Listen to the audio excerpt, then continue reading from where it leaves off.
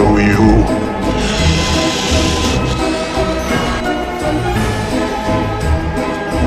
Okay. Show me.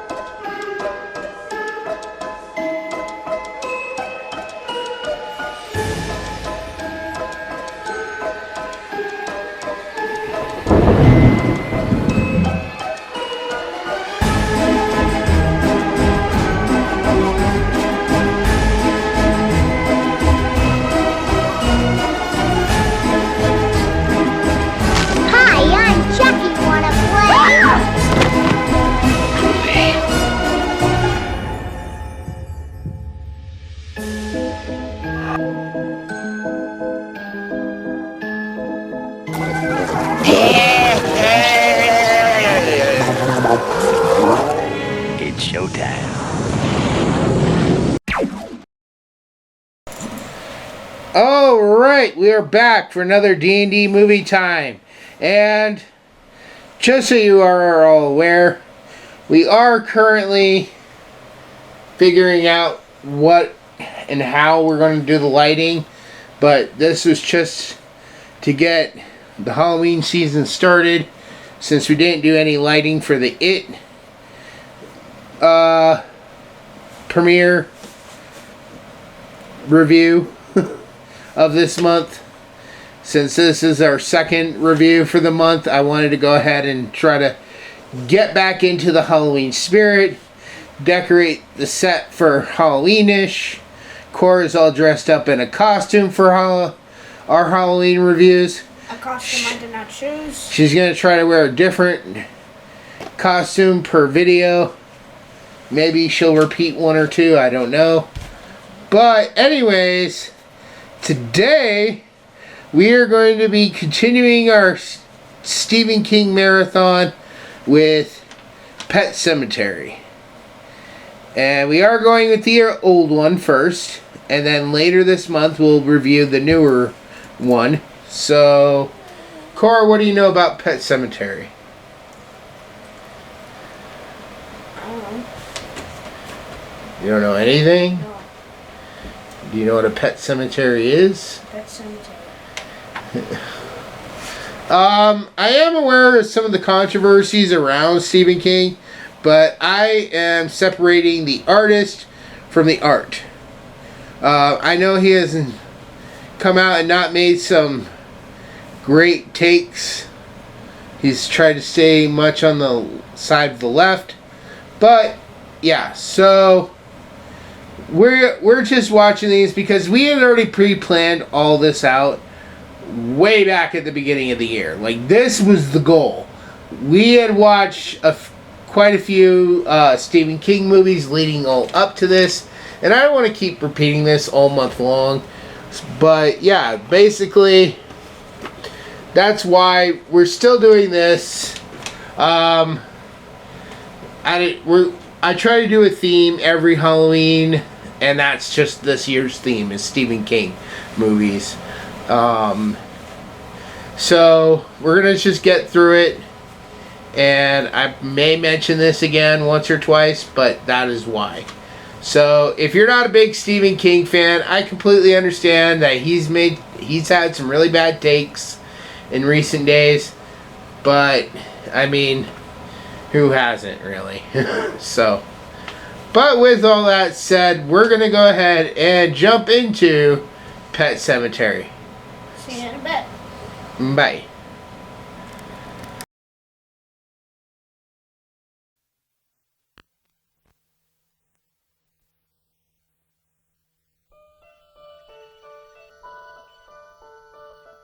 At the edge of the woods, behind the Creed's new house, is the old animal graveyard, the place where devoted pets are laid to rest. Daddy, is church all right? What is this place? I brought you here to bury Alan's cat. I dreamed he got hit by a car and you and Mr. Crandall buried him. Why, Judd? I had my reasons. What did we do tonight, Judd? What we did, Lois, was a secret. But some don't stay. May the Lord bless you and keep you. May the Lord make his face to shine upon you. You're thinking thoughts best not thought of, Lois. Daddy's gonna do something really bad. That's why no one ever buried a human being out there. You're thinking of putting them up there. Don't deny the thought hadn't crossed your mind. And why nothing ever rests in peace. If it doesn't work, I'll just put him back to sleep. Come back to me, Gage. Come back to us.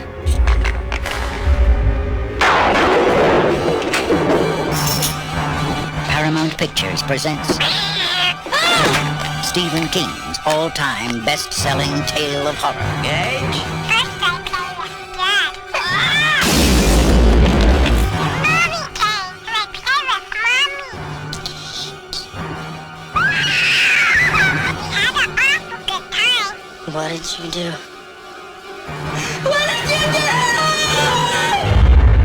Pet Sematary. Now I wanna play with you. Alright, so we just finished Pet Sematary, the original by Stephen King. Cora, what was this movie about? A family is moving in. The little boy is about to The get... little boy's about to get hit by a truck. The neighbor saves him. Then the neighbor shows the family a pet cemetery. A lot of pets go and they die in the neighborhood. And then basically What does he say is the main cause of death? the road truck. The what? The road. The road between their houses where all the trucks convoy. Continue. Then basically the main character goes to his job as a professor doctor. And then basically someone gets hit by a truck, A man named Pascal. and he dies. But then he gets possessed, but I'm not sure he gets possessed, but No, he's just... he comes back alive to warn him to not go past the barrier of the pet cemetery. Well, he doesn't do that yet. He just comes back and No, but what? kind of creeps out the main character. Oh, it's Tells him he'll be back. Oh, I thought that. Okay. Okay, but then he warns about the pet cemetery when the main character does try to go to sleep. And then basically... Please stop that. They find... Well, you stop that. I'm getting to that. The neighbor finds the cat, which is dead. He calls the other guy. They go to bury the cat. And then once they do bury the cat, it's nighttime by this point. They go back home. And he realizes that the cat is alive again somehow. Judd kind of explains that that's what's Judd. going to happen. Yeah, Joe. And what is the cat? Dead. Is it back like normal? It's basically a nice zombie. It doesn't try to kill you. Yet. And then basically, meanwhile, the other three characters, the two kids and the wife, are out doing Thanksgiving family stuff. They come back. For some reason, the maid commits suicide. Yeah, was that meant to be because of And then life gets back to normal, and it's like July 4th, or sometime near the end of summer. Yeah. And then What happens? they go on kite flying. Boy lost his little kite flying thing, Bob. He goes in the world to get it back. He gets hit by a car. Truck. Car. They're basically the same thing. They both have 4 wheels. People can still drive them. I'm pretty sure that they're the same thing. Continue on.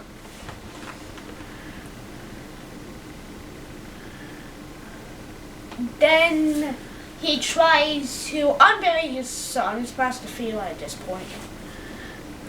And bury him at the thing. Indian burial ground. Because in his mind, if the cat came back normal, then surely my son will. That's basically what he basically thought. Why did I say that? Then the son comes back alive. The ghost communicates with the doll, and then the doll starts crying. Basically, and then the mother comes. She gets worried, and then the ghost comes and convinces her to go back home to try to warn him. And then she's on her way back home. Meanwhile, he is sleeping. She gets back. The neighbor comes. The son that is most likely possessed kills him. The wife comes. The kid kills her. The main character wakes up. He goes to the house and because his son called him on the phone, basically saying creepy child stuff. Now I want to play with you.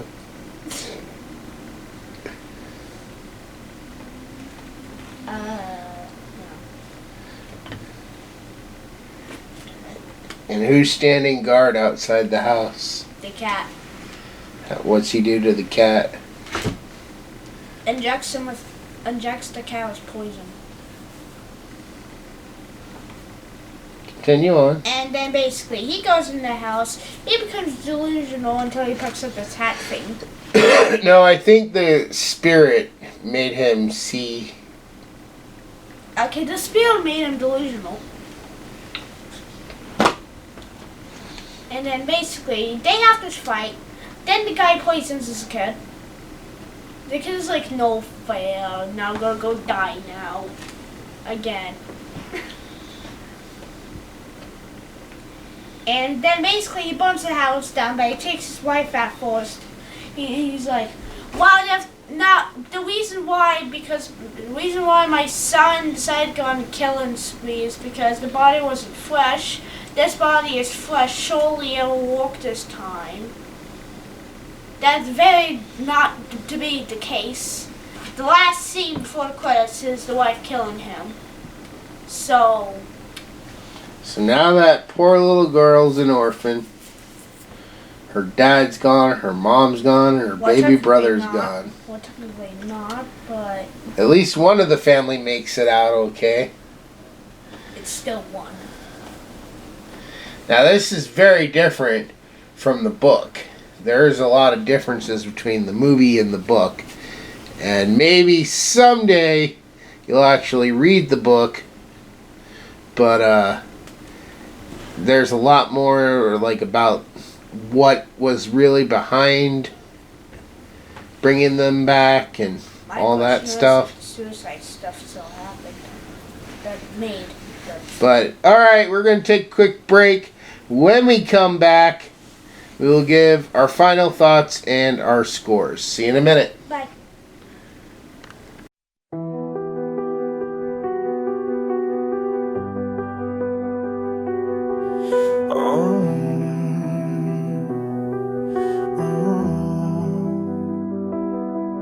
In the shadows of the night, I stand alone. The chill of the north cuts deep to the bone. Every whisper of the wind brings a fleeting pain. A guardian once bold, now drowned in disdain. I fought with my demons, but they wear my skin.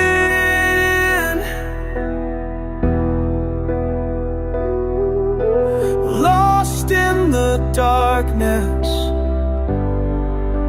where does hope begin?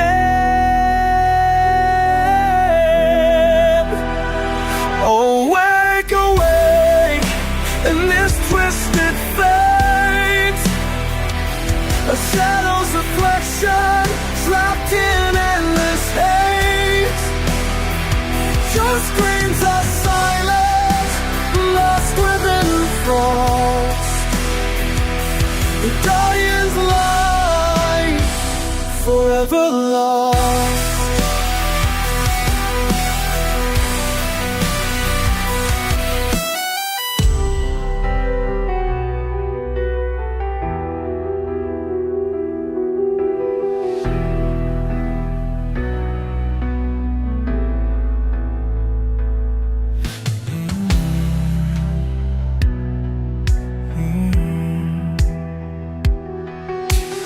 Poison heart beats heavy in this ravenous night. I found the secret lurking, hidden from the light. The anger like a fire, it blazes without end. But I'm just a man, not the monster they pretend. On Christmas Eve, the world felt black,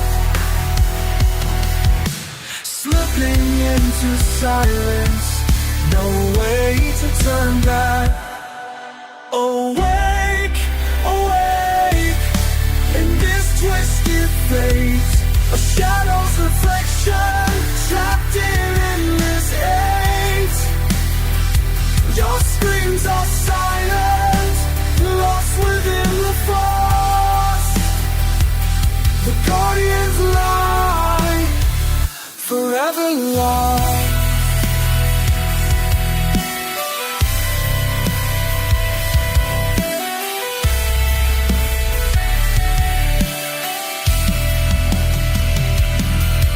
In the grip of the night, I fade away. The imposter reigns where I used to stay. Alright, Cora, starting with you. On a scale of 1 to 10, what would you give this movie? Remember, you're not just grading it on whether you liked the movie, but also how scary was it, too. Like, does this really fit a Halloween-style theme? Like, 7 out of 10. It was pretty good.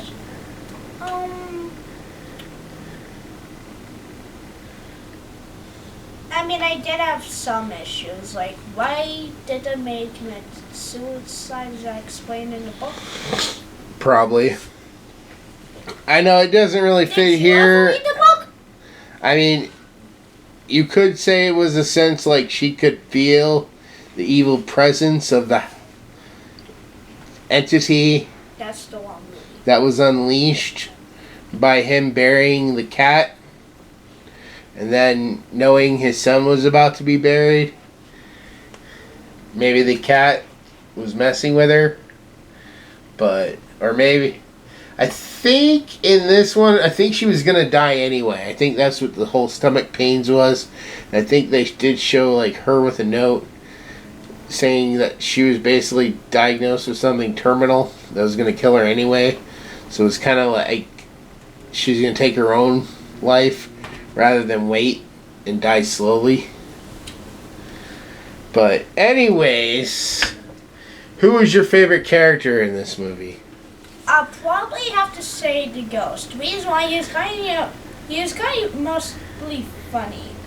Yeah. The first movie, he was serious. The second movie, I don't. Second movie?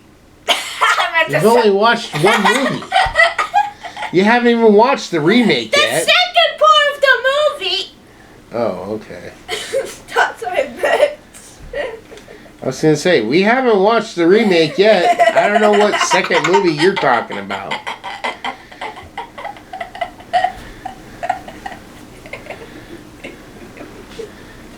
And we're definitely not watching Pet Sematary 2.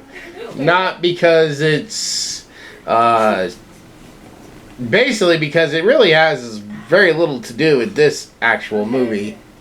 The reason why is because I'm not sure if ghosts can teleport. I very much doubt it, but I still think it's kind of funny. What was the scariest part of this movie? I didn't explain the funny part of why he was funny. He's just confused. This is one part where the wife is on a plane, and just not like next to her, but like across the seat. He's like chilling there, sitting there, like this. Yeah. Not exactly this pose, but still. And then I'm pretty sure he makes himself invisible to the wife, makes himself visible to the cashier, not the cashier, but the... No, he was influencing the cashier with his ghostly voice. That's why she kind of, if you look at her face, it's almost like she's in a trance. Oh, I thought the reason why she looked like that is because did I just see that body there? Okay, here's a call. Anyways, back to my other question. What was the scariest part of this movie? I would probably say the end. Sorry. I would probably say the end. Well,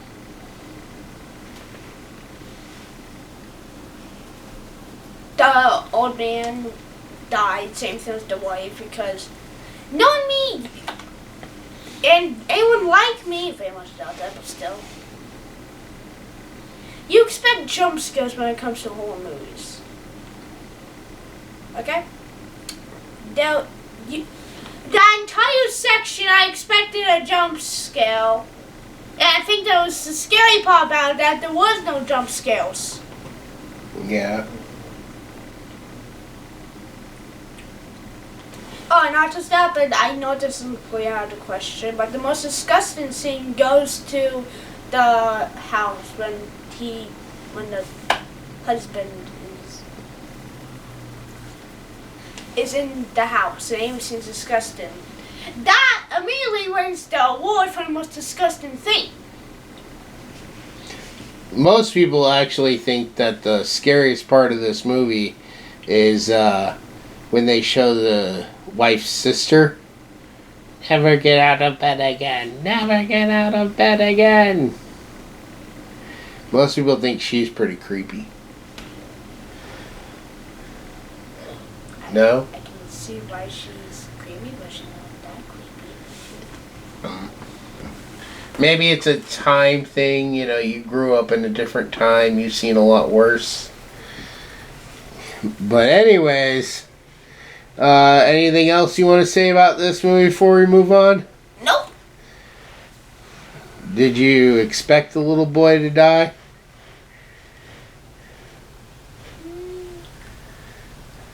Kinda between yes and no. And like I told you during the movie, it's still not the worst Stephen King's ever done. At least the father didn't have to take his own kid's life.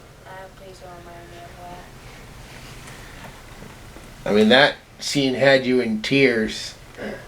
From The Mist. Remember? Please don't. But anyways. Alright. Before we move on to my score, first off, Cora, stand up. So you're wearing an Incredibles costume. Which Incredible are you? None. So you don't have a superpower? No. Are you sure? Yeah. Does conscious noise count?